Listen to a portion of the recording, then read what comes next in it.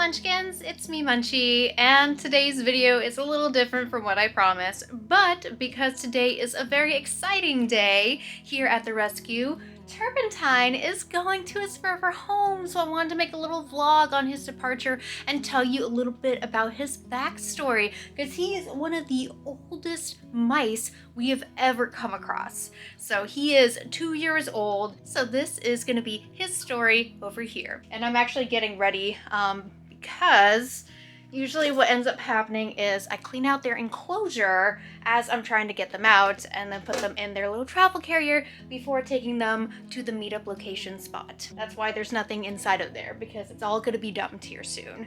And he's just kind of smelling around, seeing exactly what's happening here. Turpentine was born around December 2021. And one of my volunteers at the time, who is no longer at the rescue here, but she knows who she is, but just for safety reasons, I will not disclose her name. She had a friend who had an accidental litter. So of course, Turpentine was a loner. So he needed to go somewhere, and because my volunteer knew this person, she had asked me if I would be willing to take him in, and I said yes. He came with the rocket ship cage. Thankfully, he's not a hamster, but that cage is I really can't believe people are still buying the Tiny Tails lines. It's a gimmick. It is terrible. Hey, bud, you want to come out? Turpy. Oh, I'm gonna miss you so much, bud. Come on. Come on. But anyways, because of his genetics, he is kind of a big chonker, but you guys know his genetics by now. I forgot what they're called.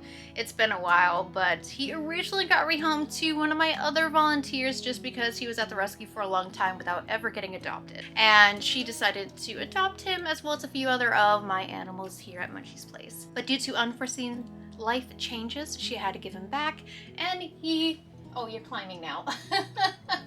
And he came back to the rescue as an old senior guy. He is showing some signs of old age, like thinning in the face, of his hair, but he's still very active. He still wants to go run around. He still comes out when he hears you. I'm just really happy that he finally got adopted, because this boy has been at a rescue for such a long time, and I feel so bad because mice at the rescue do not, unless they're in colonies, like female colonies, get adopted. But for all the ones that have been so easy to interact with, it's always been the males. The males are just the easiest.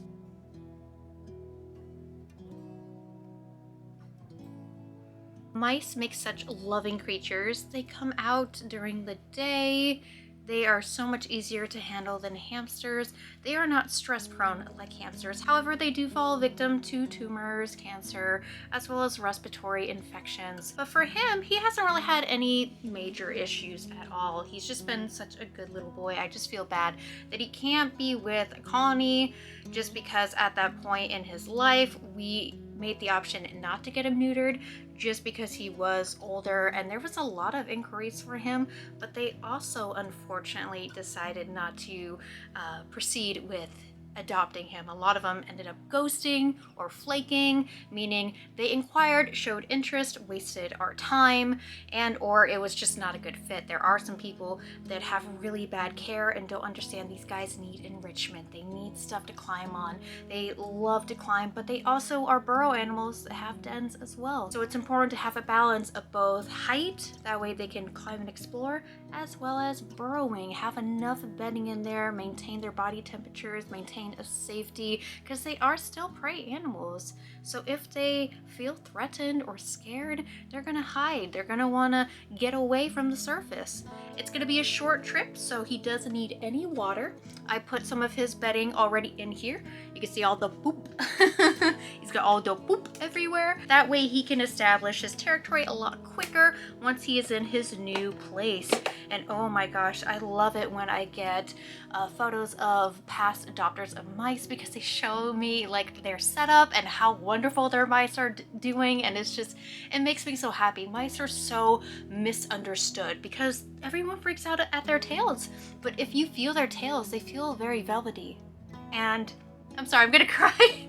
This is very important to me because I I care for this baby for such a long time, and someone's finally adopting him besides my volunteer. I'm gonna miss you so much. So we're gonna be leaving right now. Hey, quick update before we are leaving. I'm almost leaving. I'm just kind of signing off on the paper now for his adoption, but I actually made an oopsie in the video. He wasn't born in 2021. He was actually born December 2020.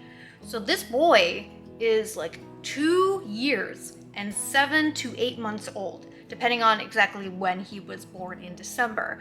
But oh my god, I knew that he was over 2, but because I didn't have the information due to my corrupted hard drive, I guess I just thought that he was much younger when he wasn't. So yeah, this boy's definitely going into his final years of retirement. He's still very active, so I'm very happy for him.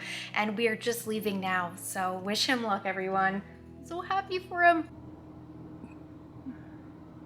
So as I'm waiting around here for the adopter to show up, he kind of climbed in there and started peeing, so I'm gonna have to take a bath when I get home, but yeah, hanging out with me. He's such a sweetheart. Like, I am so happy he got adopted, but like I'm I'm crying here. When the adopter comes by, I'm gonna be like, he's right here, man. Yeah, look at him. Yeah. Yeah, you're so sweet. Goodbye, buddy. Thank you for being a wonderful male mouse. About 15 minutes after driving back from the meetup, I get a phone call from the adopter saying that Turpentine has gone into a seizure. He was jumping around and then laying on his back freezing. And I told her to keep me posted because they were driving home. I was going out. The adopter's mom is, I believe she said, like a nurse or was in the medical field, and it was saying that it's possible due to age that it would have stirred up at any time, really. It's just something so slightly like transporting today might have triggered it, but it was bound to happen, and or it could have been low blood sugar, but he was eating just fine and he was functioning just fine. So when she got home, she had called me and told me Turpentine passed. I've experienced seizures in both hamsters and gerbils. Never have I experienced a mouse having a seizure.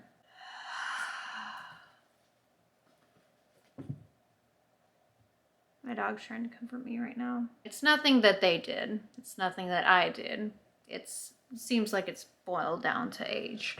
If it didn't happen today, it would have eventually happened to him. It's really nice because the people that adopted him did tell me that they wish to cremate him. So that was really nice. And then because they're looking for just an older male mouse, I gave them recommendations and everything. This is really hard, so I'm sorry I could not end on a better note. I wish I could have told you guys maybe he lived another like 3-4 months.